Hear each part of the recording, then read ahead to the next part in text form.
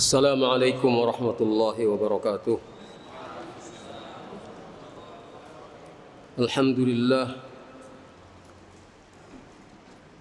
alladzi arsala rasulahu bil huda wa dinil haq liyudhhirahu 'ala ad-dini kullih wa kafa billahi shahida.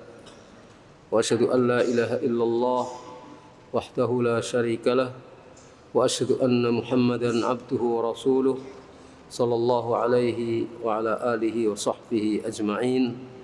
Amma ba'd. Hadirin yang dirahmati Allah, kita memasuki nas yang terakhir dari bab yang kita bahas, yaitu sebab kekafiran Bani Adam adalah karena sikap ghulu terhadap orang-orang saleh. Qala al-musannif rahimahullah ta'ala wa li muslimin an ibni Mas'udin radhiyallahu anhu anna Rasulullah sallallahu alaihi wa alihi wasallam qala halaka al-mutanatti'un qalaha thalathan.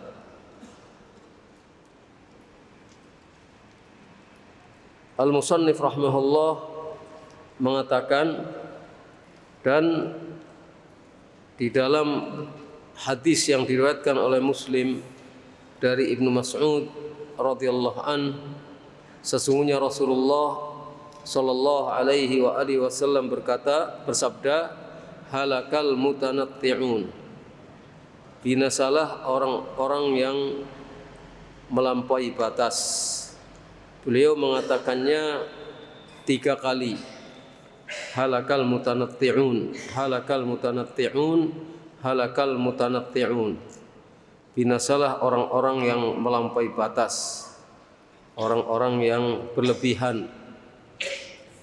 Dijelaskan oleh musannif, penulis kitab Fathul Majid rahimahullah, qala al-Khattabi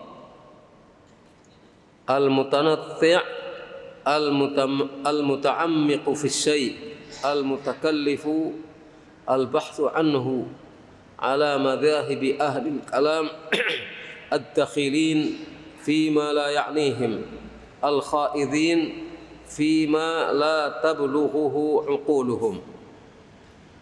Kata Al-Khattabi rahimahullah, al-mutanatti', al-mutanatti'un itu jamak, mufradnya al-mutanatti'. Orang yang mutanatti' maksudnya adalah al-muta'ammiqu fi syai', orang yang mendalam-dalamkan sesuatu, menyangat-nyangatkan sesuatu.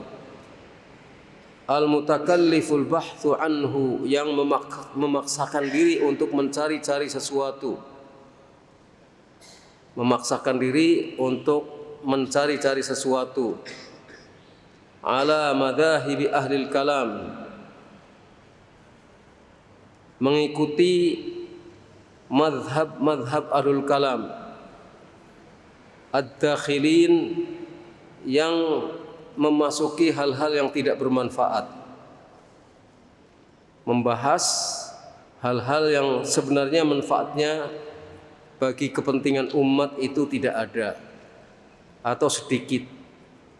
Al-khaidin, yang banyak berbicara tentang hal-hal yang akal mereka tidak sampai, membicarakan hal-hal yang di luar akal mereka tidak sampai. Misalnya berbicara tentang Allah itu ada, tapi adanya seperti tidak ada. Itu adalah hal-hal yang di luar jangkauan akal, menyangat-nyangatkan di dalam membicarakan sesuatu. Dan itu adalah kebiasaan yang sebenarnya merupakan kebiasaan ahlul kalam. Ahlul kalam itu adalah orang-orang yang berbicara tentang ketuhanan berdasarkan akal, tidak berdasarkan nas. Nas akan diakui jika tidak bertentangan dengan akal mereka. Kalau bertentangan dengan akal mereka, maka nas itu akan ditolak atau ditahrif, diubah maknanya. Kalau memungkinkan ditolak, kalau tidak memungkinkan diubah maknanya dengan apa yang mereka istilahkan sebagai takwil, padahal bukan takwil. Itu adalah tahrif. Jadi itu makna al-mutanatti'. Kata Rasulullah, halakal mutanatti'un. Orang yang demikian itu, yang menyangat-nyangatkan sesuatu, yang memaksakan diri di dalam membahas sesuatu sampai dalam hal-hal yang jelimet, manfaatnya kurang atau bahkan tidak ada. Kata Rasulullah, halakal mutanatti'un. Orang yang demikian itu akan binasa. Dan beliau mengatakan sampai 3 kali. Dalam kaitannya dengan bab yang kita bahas, al-mutanatti'un berarti adalah orang-orang yang sikapnya terhadap para solihin, kecintaannya itu sangat didalam-dalamkan, disangat-sangatkan, dipaksa-paksakan. Wa minat tanattu' al-imtina' fil mubahi mutlaqa.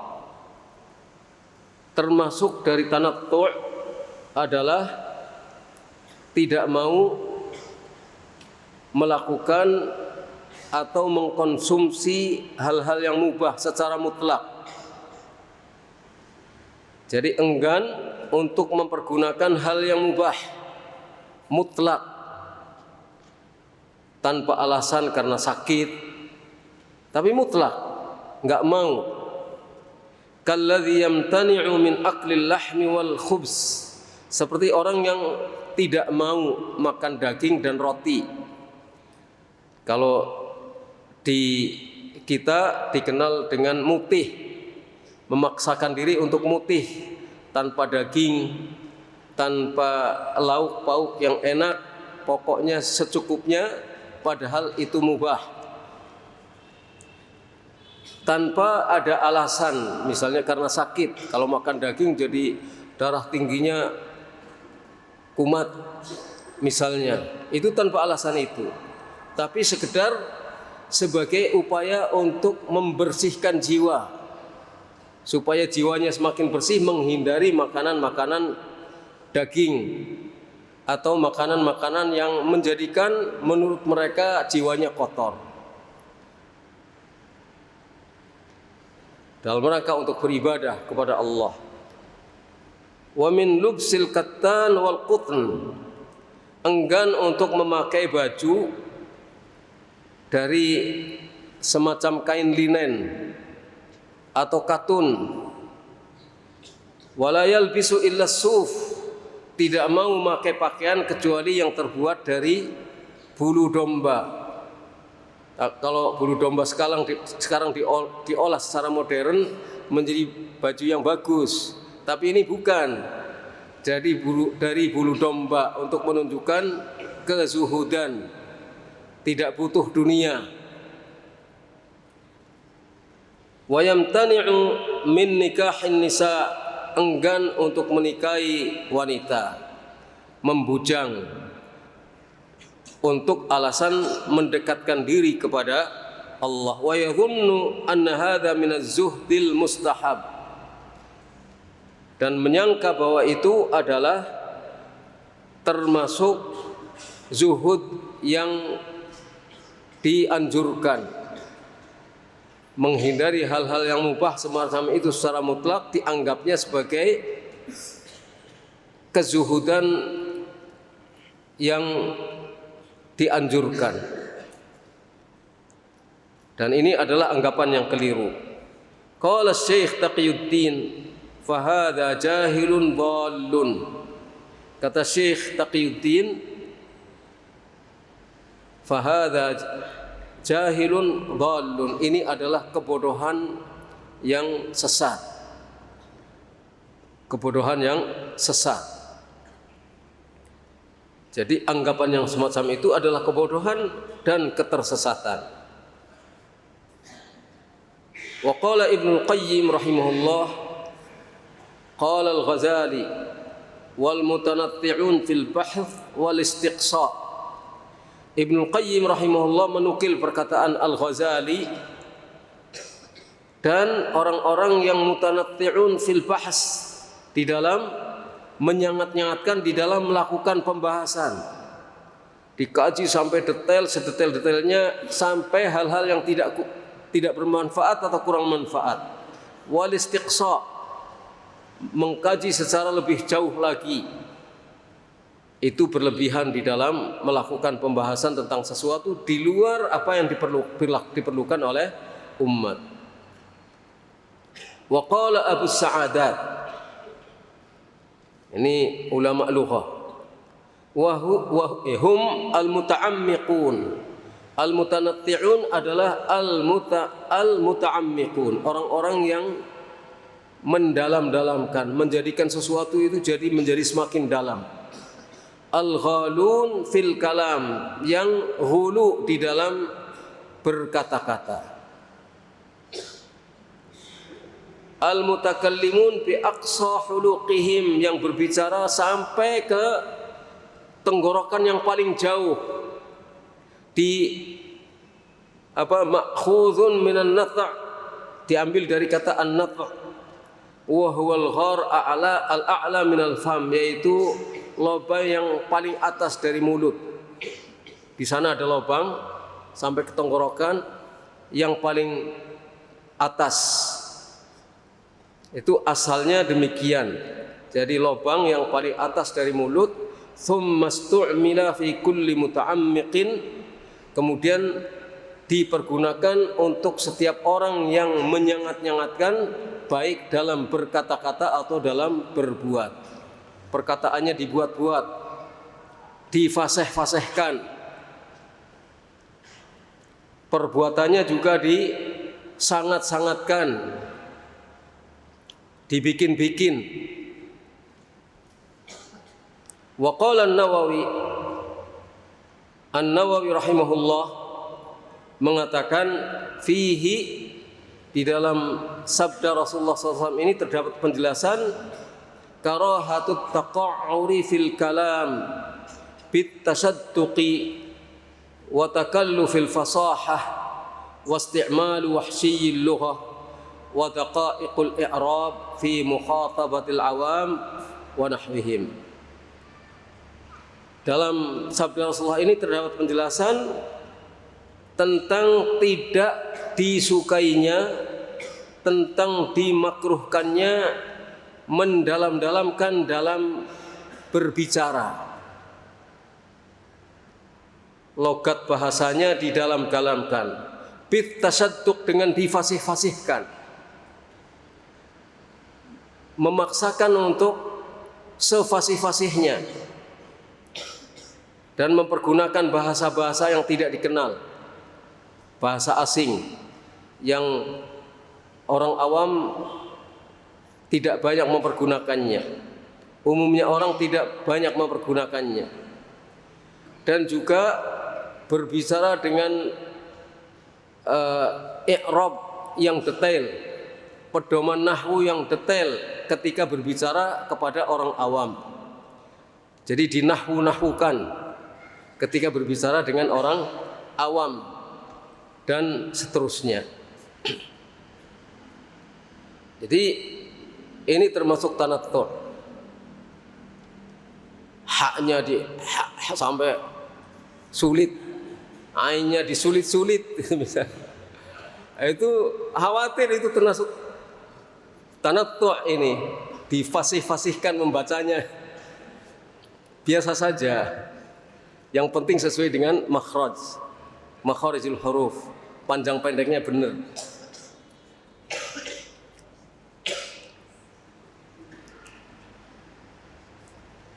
Qauluhu qalaha thalathan, sabda Nabi SAW, perkataan rawi Ibnu Mas'ud radhiyallahu anhu, qalaha, bahwa Nabi mengatakannya thalathan, 3 kali.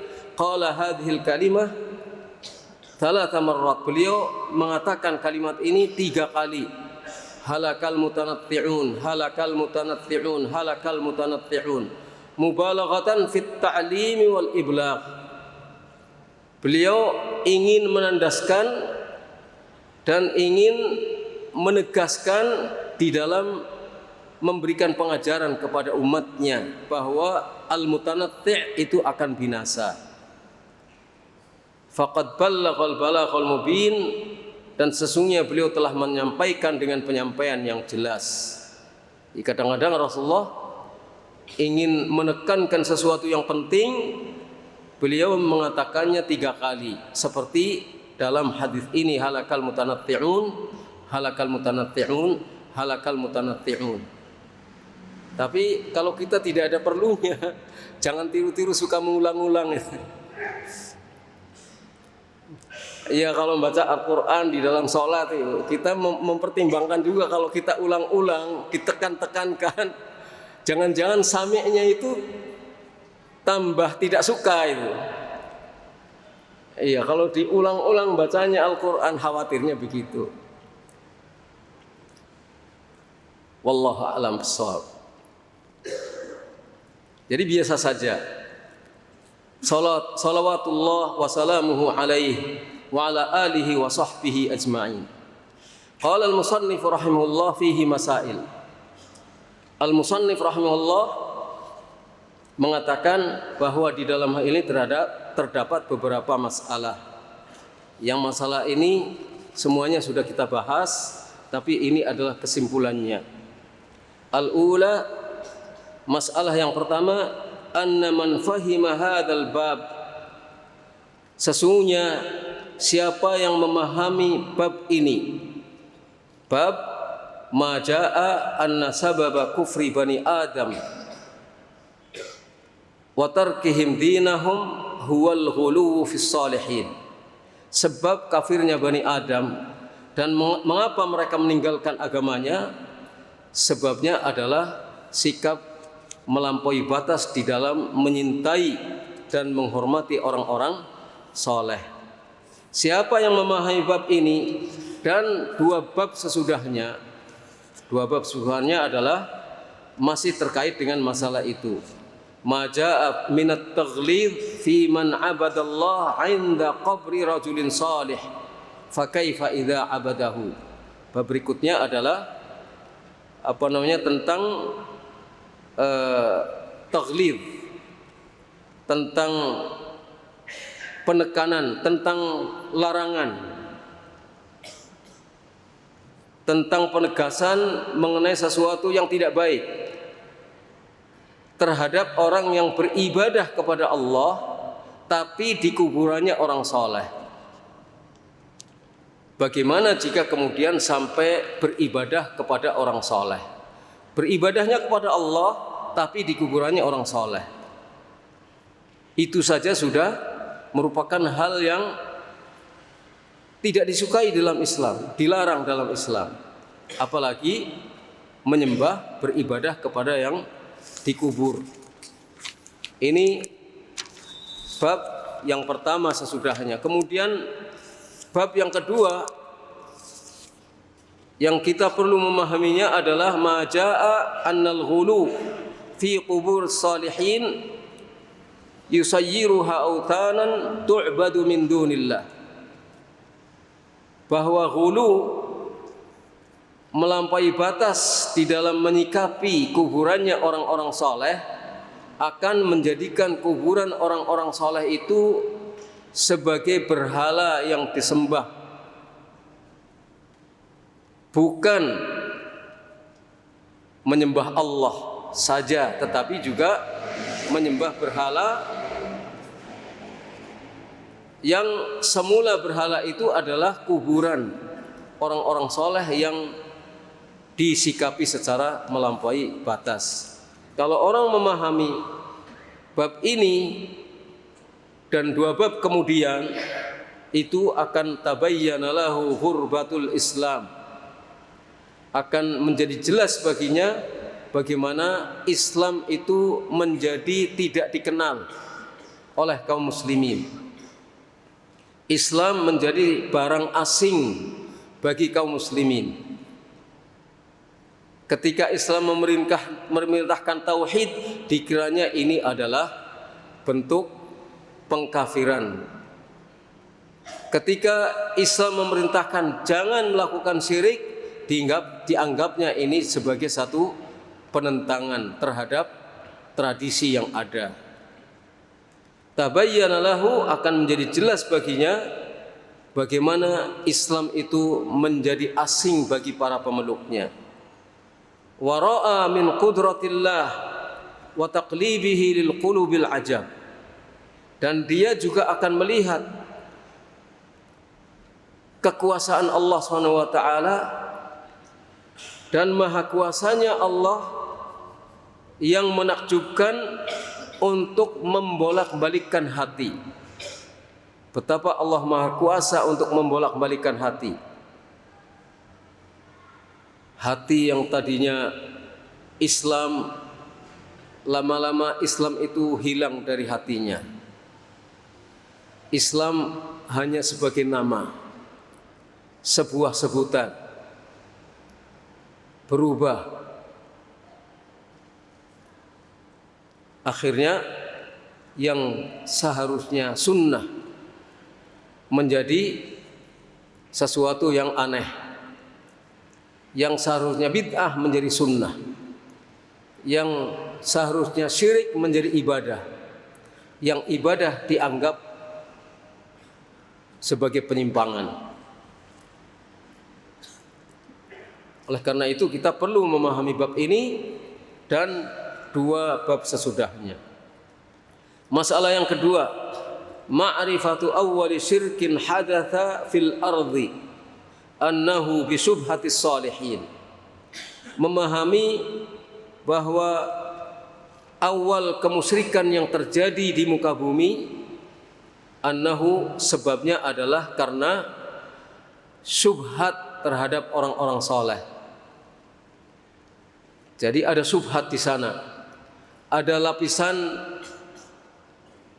syubhat yang menutupi pandangan orang terhadap orang-orang saleh. Itu sudah sikap melampaui batas, sehingga seakan-akan orang saleh itu punya kedudukan sejajar dengan Tuhan. Dianggapnya itu adalah kecintaan kepada orang-orang saleh.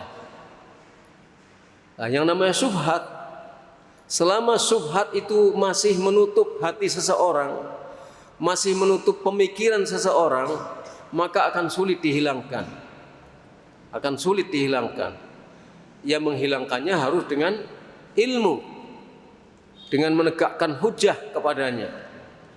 Dengan ilmu dijelaskan, ini ayatnya seperti ini, harus sabar, telaten, dan siap untuk dicaci maki. Ya. Orang yang mencoba untuk menguak tabir syubhat dari seseorang itu siap untuk mendapatkan cercaan dan caci makian. Ats-tsalitsatu, yang ketiga, awwalu syai'in ghayyira bihi dinul anbiya. Hal pertama yang karena itulah diubah agama para nabi. Wa ma sababu dzalik, dan apa sebabnya? Kenapa agama para nabi kemudian mengalami perubahan? Yaitu karena sikap hulu kepada orang-orang saleh. Ma'a ma'rifati annallaha arsalahum, padahal mengerti bahwa Allah telah mengutus para rasul, para nabi Allah untuk menjelaskan kepada mereka tauhid dan bagaimana beribadah kepada Allah, dan mengajak mereka untuk meninggalkan kemusyrikan. Tapi berubah. Ceritanya agama Nabi Ibrahim berubah. Kalau syariatnya beberapa bekasnya masih terlihat. Misalnya syariat haji terlihat di zaman sebelum Nabi SAW diutus di masyarakat Quraisy. Tapi agama Nabi Ibrahim sudah berubah total, karena tauhid sudah tidak ada. Sebabnya adalah ghulu fis shalihin, dengan bermunculannya patung-patung yang semula sudah terkubur, termasuk patung Wad, Suwa', Yahud, Ya'uq dan Nasr, muncul kembali di atas permukaan, dan patung-patung yang lain, ya, sebagai apa namanya, ya, mereka menyebutnya itulah apa, ditemukannya situs-situs.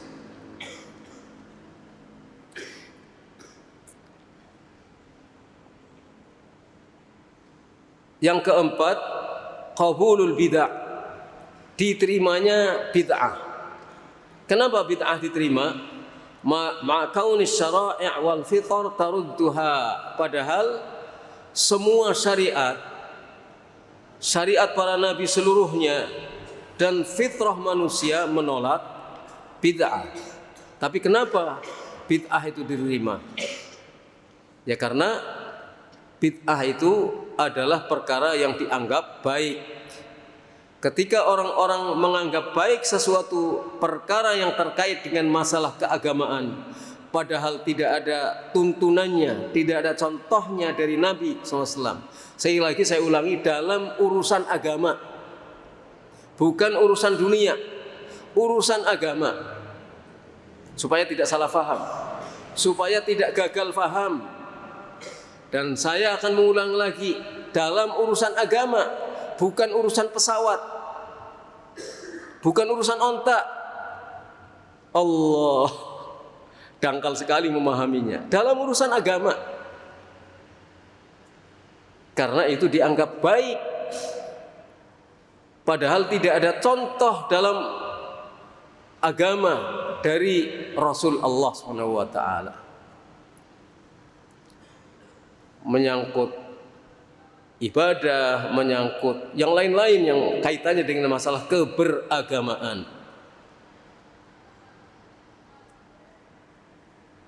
Sehingga karena itu dianggap baik, bagaimana akan ditolak? Ya diterima. Meskipun Rasulullah SAW sudah mengatakan, wa iyyakum wa muhdatsatil umur, wa syarrul umuri muhdatsatuha, seburuk-buruk perkara, tidak ada perkara yang lebih buruk kecuali perkara yang diada-adakan secara baru dalam urusan agama. Al-khamisah, yang kelima, anna sababa dzalika kullih mazjul haqqi bil batil. Sesungguhnya sebab itu semuanya adalah bercampurnya antara hak dengan batil. Al-haq dan batil bercampur, bersatu, maksudnya bercampur. Seperti benda yang kotor dimasukkan ke dalam air, diaduk bercampur menjadi satu. Nah, al-haq dan al-batil bercampur. Fal awwalu, yang pertama adalah mahabbatus salihin, cinta kepada orang soleh. Mencintai orang soleh itu adalah amrun masyru', sesuatu yang disyariatkan. Mencintai orang soleh, menyintai orang-orang dicintai oleh Allah, menyintai hal-hal yang dicintai oleh Allah, itu adalah perkara yang disyariatkan. Tapi ketika menyintainya melampaui batas, di luar ketetapan-ketetapan yang telah ditetapkan, tapi masih berjudul menyintai orang soleh, akhirnya antara yang hak dengan batil bercampur. Sudah masuk unsur batil ke dalamnya, dimasukkan ke dalam istilah cinta kepada orang-orang soleh, padahal isinya sudah tidak lagi murni cinta kepada orang soleh, tapi mendudukan orang soleh itu seakan-akan sederajat dengan Tuhan. Al-batil masuk, tidak dirasakan, tidak disadari, karena hulu di dalam menyintai orang-orang soleh. Wathani fi'lu unasin min ahlil ilmi syai'a, perbuatan segolongan ulama terhadap sesuatu aradu bihi khairan, yang semula mereka menginginkan kebaikan dengan tindakan itu, tapi tidak sesuai dengan jalan yang digariskan di dalam syariat. Kan yang namanya manusia tidak maksum. Manusia itu tidak maksum. Sehebat apapun orang itu, kecuali nabi-nabi Allah. Selain nabi tidak ada yang maksum. Bisa saja para ulama, tokoh-tokoh besar umat melakukan tindakan yang tidak sejalan dengan yang semestinya. Maksudnya untuk kebaikan, tapi karena ulama maka kemudian diikuti di belakangnya. Fadhanna man ba'dahum annahum aradu bihi ghairah. Maka orang-orang yang sesudahnya menyangka bahwa para ulama ini menginginkan sesuatu yang lain. Bukan kebaikan yang diinginkan oleh para ulama, tapi sesuatu yang lain menurut dugaan orang-orang yang hidup sesudahnya. Makanya kembali lagi bahwa untuk beragama itu dasarnya adalah dalil. Dan untuk memahami dalil harus mengikuti penjelasan para ulama yang faham dalil. Sehingga ada dalil, istidlalnya benar. Ada dalil, istidlalnya benar. Bukan dalil digunakan, tapi istidlalnya tidak sesuai dengan apa yang dimaksudkan dalam dalil itu.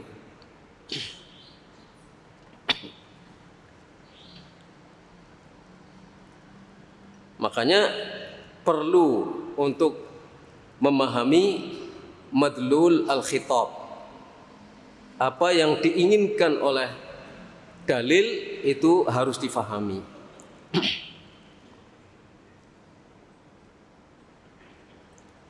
As-sadisah, yang keenam, tafsirul ayah allati fi surat Nuh. Tafsir ayat yang terdapat dalam surat Nuh, yaitu wala tadarunna, apa namanya? Allah Subhanahu wa taala berfirman, wa qalu la tadarunna alihatakum wala tadarunna waddan wala suwa'an wala yaghutha wa ya'uqa wa nasra.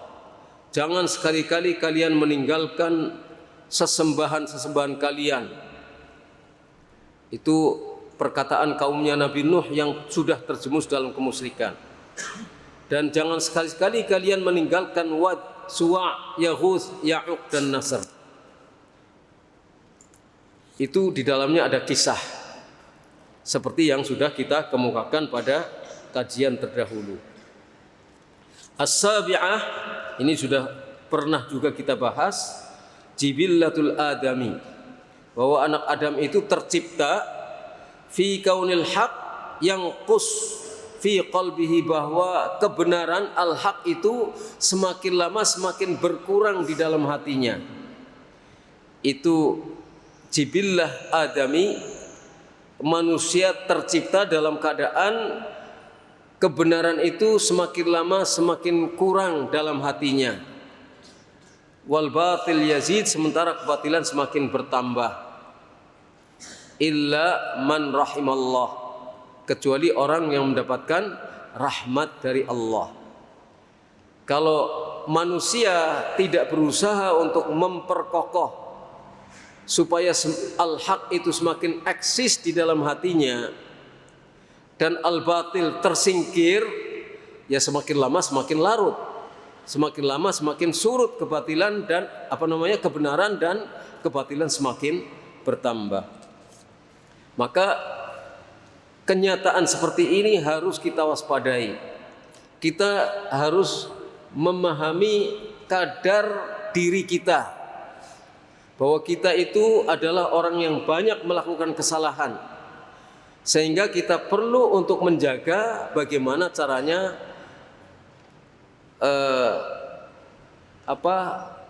kesalahan-kesalahan itu semakin minim.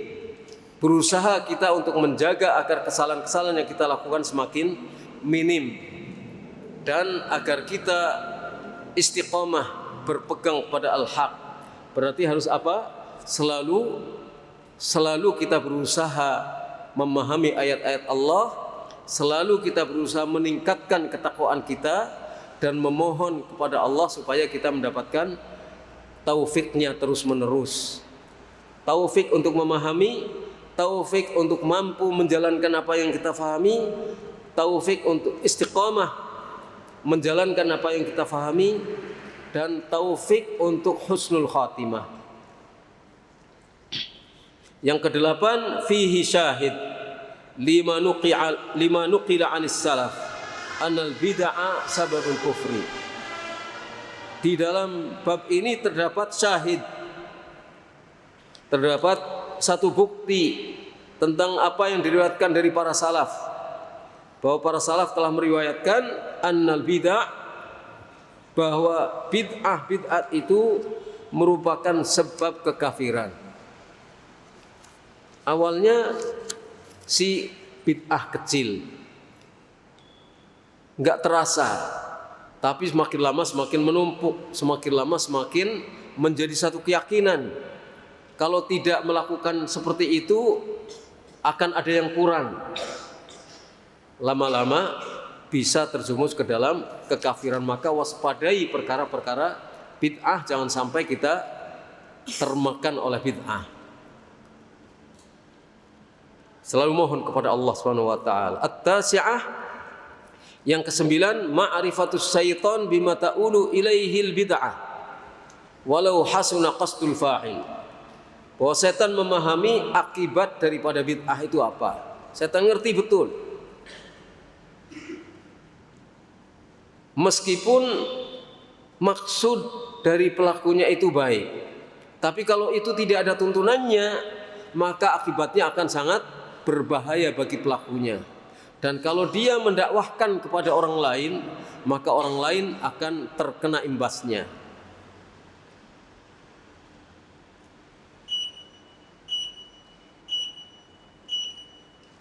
Yang ke-10, ma'rifatul qa'idah al-kulliyah, memahami kaidah yang kulliyah, yang mencakup satu kaidah tapi isinya mencakup semua hal. Wahiyan nahyu 'anil ghulu wa ma'rifatu ma ya'ul ilaih, larangan terhadap ghulu, larangan supaya jangan sampai terjerumus dalam sikap melampaui batas. Dalam apa saja, dalam beragama, dalam berakidah, dalam beramal, dalam berkata, dalam semua hal. Dan memahami akibat dari sikap melampaui batas. Yang ke-11, madarratul uquf 'alal qabri li ajli amalin salih. Bahayanya berdiam diri di kuburan. Bahayanya berdiam diri di kuburan.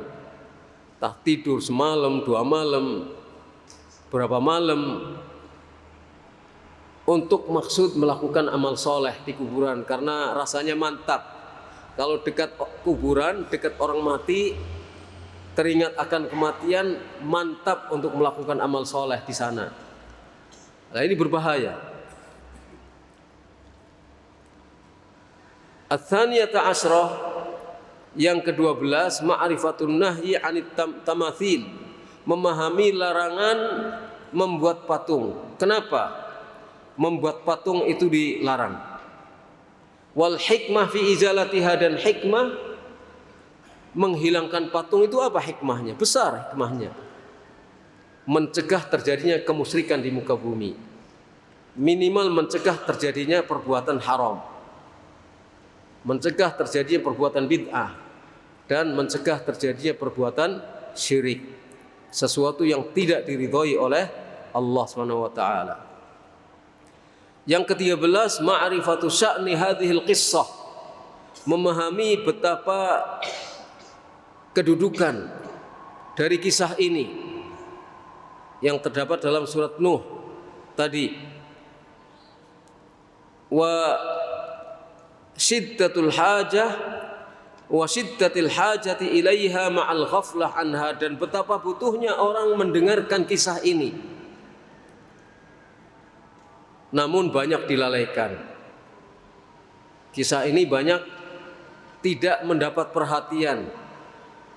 Kalaupun orang cerita hanya sebagai dongeng, tidak merasuk ke dalam jiwa, tidak memahami intisari daripada kisah tersebut. Yang ke-14, wahya a'jab wa a'jab qira'atuhum iyyaha fi kutubit tafsir wal hadits wa ma'rifatuhum bi ma'nal kalam wa kaunullahi hala bainahum wa bain qulubihim hatta i'taqadu anna fi'la qaumi nuhin afdhalul ibadat wa i'taqadu anna ma nahallahu wa rasuluhu anhu fa huwal kufrul mubih lid-dami wal mal. Yang ke-14 adalah hal yang paling dan sangat mengherankan. Mereka membaca kisah-kisah ini, kisah kaumnya Nabi Nuh, bagaimana terjadinya mereka masuk dalam perangkap kekafiran dan kemusyrikan. Di dalam kitab-kitab tafsir mereka baca itu, dan di dalam kitab-kitab hadis, dan mereka faham makna dari perkataan yang terkandung di dalam kisah ini. Dan ternyata Allah menghalangi mereka dari hatinya, sampai mereka meyakini bahwa perbuatan Nabi Nuh yang mengagung-agungkan patung orang-orang soleh itu merupakan afdhalul ibadah, peribadatan yang paling agung. Dan bahkan mereka meyakini bahwa sesuatu yang dilarang oleh Allah Subhanahu wa taala dan oleh Rasulullah SAW, kalau itu dijelaskan, maka itu adalah kekafiran yang menghalalkan darah dan harta. Jadi kalau ada seseorang yang melarang tindakan orang berdasarkan apa yang dilarang oleh Allah, memerintahkan orang melakukan apa yang diperintahkan oleh Allah, justru dianggap tindakan ini sebagai tindakan kufur yang halal darah dan hartanya. Jangan begitu, karena Allah melarang. Jangan beribadah kepada patung-patung. Jangan minta-minta kepada orang-orang yang telah meninggal dunia, orang soleh. Dianggapnya larangan ini adalah kekafiran yang halal darah dan hartanya. Itu berbahaya. Yang ke-15, at-tasrih bi annahum lam yuridu illa syafa'ah. Penegasan bahwa mereka kaumnya Nabi Nuh tidaklah menginginkan kecuali syafaatnya orang-orang soleh yang dibuat patung. Mereka itu hanya menginginkan untuk mendapatkan syafaat, dengan meminta-minta syafaat kepada orang-orang soleh yang telah meninggal dunia. Yang ke-16, dhannuhum annal ulama'a alladzina sawwaru suwar aradu dzalik. Mereka menyangka bahwa para ulama yang membangun patung-patung tersebut menghendaki permohonan syafaat kepada orang-orang yang telah dibikin patung itu. Orang-orang soleh yang meninggal dunia yang kemudian dibentuk dalam bentuk patung. Itu menurut persangkaan mereka. Kemudian yang ke-17, al-bayanul azim, penjelasan yang agung terkait dengan sabda Nabi SAW, la tutruni, jangan kalian memujiku secara berlebihan, kama atarat an-nasara ibna Maryam, sebagaimana orang-orang Nasara memuji Maryam secara berlebihan. Jadi dalamnya ada penjelasan yang sangat besar, yang kita di dalam memuji hatta Nabi Muhammad SAW tidak boleh pujian itu mengangkat kedudukan Nabi seakan-akan sama dengan Tuhan. Beliau seorang hamba, tapi beliau seorang rasul. Beliau seorang rasul, tapi beliau seorang hamba. Makanya Nabi bersabda, qulu Abdullah wa rasuluh. Katakanlah hamba, bahwa Nabi Muhammad SAW itu adalah hamba Allah dan beliau adalah utusan Allah, tidak lebih tidak kurang. Rasul harus diikuti perkataannya mutlak. contoh-contohnya diikuti. Tapi hamba tidak boleh diangkat sebagai Tuhan. Tetap beliau tidak akan mempunyai kemampuan yang menjadi hak khusus Allah Subhanahu wa taala. Hak khusus Allah tetap Allah yang punya kemampuan untuk itu. Nabi Muhammad tidak punya kemampuan untuk itu.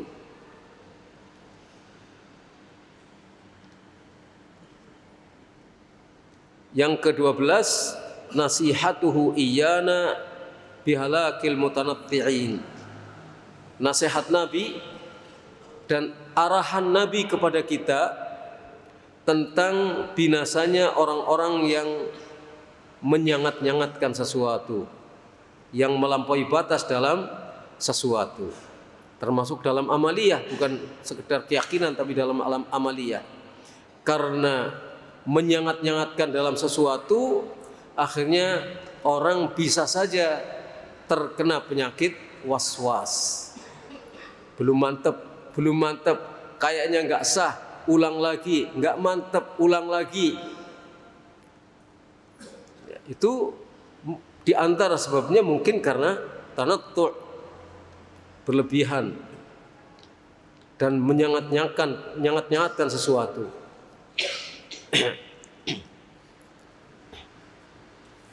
Bismillahnya kurang mantap misalnya. Niatnya kurang mantap. Padahal niat itu kan ada dalam hati. Niatnya itu ada dalam hati. Kerentek, detik, sesuatu yang terdetik dalam hati. Saya mau wudu, saya mau sholat, itu sudah niat. Sholat apa? Sholat duhur, sholat asar. Begitu datang ini niatnya sudah mau sholat asar, ya sudah niat. Jangan disangat-sangatkan, jangan ditekan-tekankan, jangan takalluf, jangan memaksakan diri. Akhirnya bisa orang terjerumus dalam penyakit was-was. Yang ke-19, at-tasrih bi annaha lam tu'bad hatta nusiyal ilmu.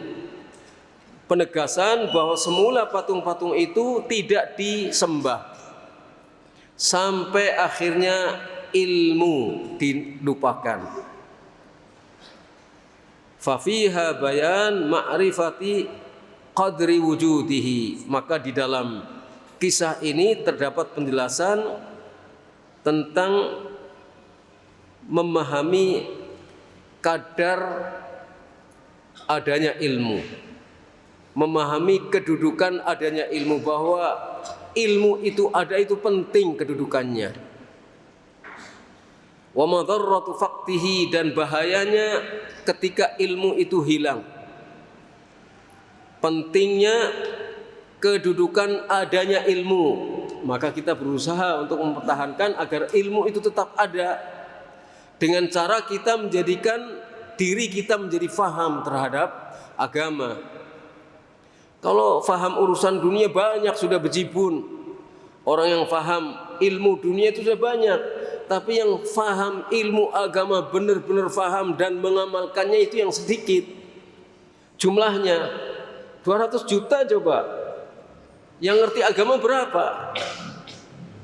Kemudian di antara orang yang ngerti agama itu ada yang karena syahwat lupa kepada ilmunya, dan bahkan ilmunya itu dijadikan sebagai alat untuk mencari dunia. Namanya tidak benar-benar ngerti akan Allah SWT. Makanya kedudukan adanya ilmu itu sangat penting, dan kita semuanya wajib ketika kita punya kesempatan untuk talabul ilmi syar'i, wajib hukumnya bagi kita untuk menjadikan diri kita sebagai orang yang ngerti agama, berilmu agama, dan mengerti bahayanya ketika ilmu itu hilang. Ilmu agama itu hilang, rusak dunia itu, rusak. Betapapun banyak orang hebat, ahli teknologi banyak, tapi karena kita tidak ngerti Allah, tidak ngerti siapa Tuhannya, rusak dunia. Rusak. Saling menipu, saling membunuh, saling menjegal, saling seterusnya. Yang intinya tidak positif. Kalau bahasa lisannya sih manis, mari kita bersatu. tapi realisasinya nggak ada karena tidak paham tentang Allah Subhanahu wa taala. Maka bahaya ketika ilmu agama itu hilang. Kewajiban kita untuk mempertahankan agar ilmu agama itu tetap ada di muka bumi ini. Kalau ilmu agama hilang, pertanda hari kiamat semakin dekat.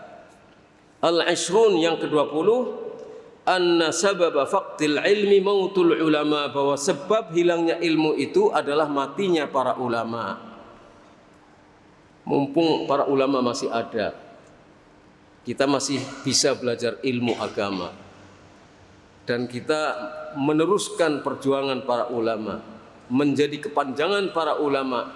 Kita wajib hukumnya menjadikan diri kita ngerti agama menurut kemampuan kita masing-masing.